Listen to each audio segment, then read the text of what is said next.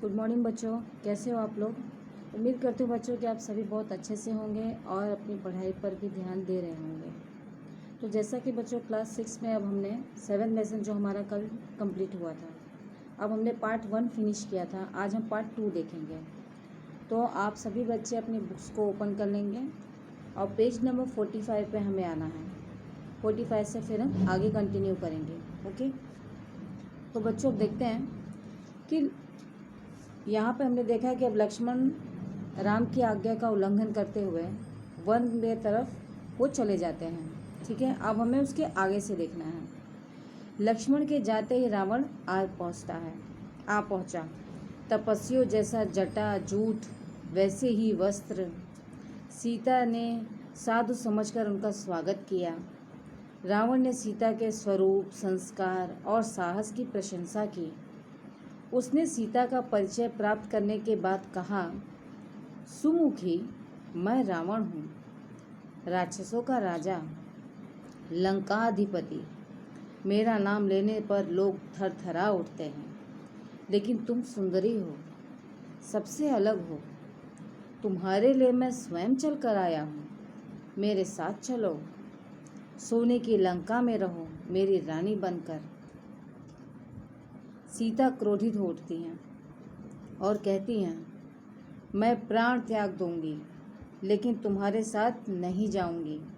मैं राम की पत्नी हूँ।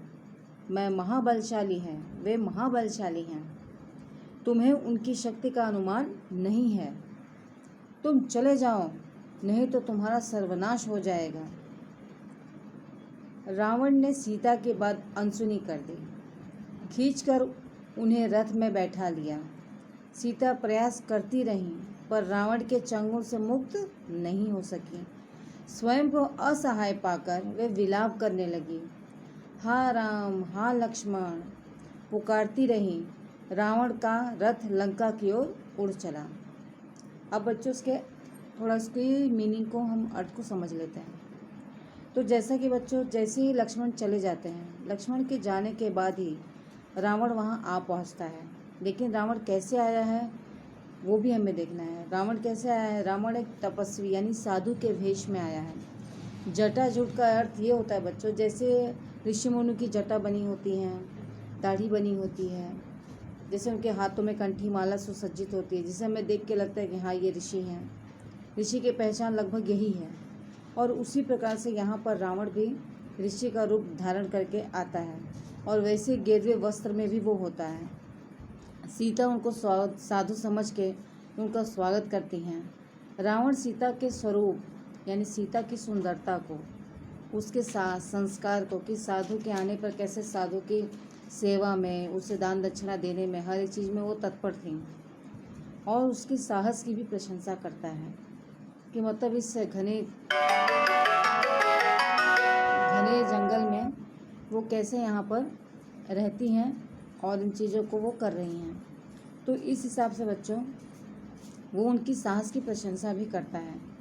उसने सीता का परिचय प्राप्त करने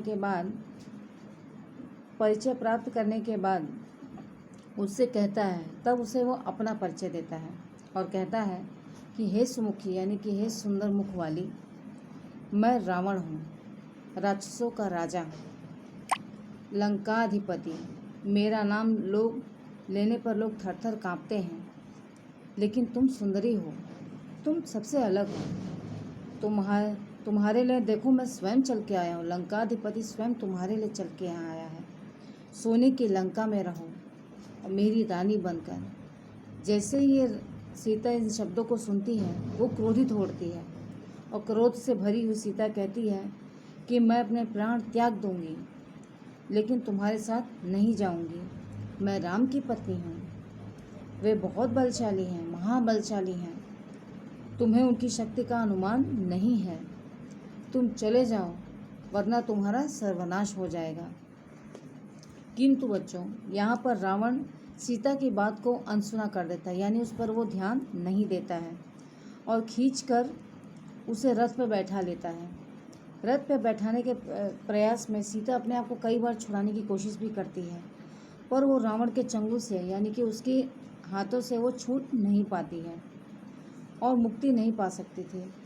स्वयं को असहाय पाकर, यानी जब वो ये जान जाती है कि अब मेरी रक्षा नहीं हो सकती है, ये मुझे ज़रूर हरण करके ले जाएगा, तब वो अपने को असहाय पाकर हाँ राम हाँ लक्ष्मण ये विलाप करने लगती हैं।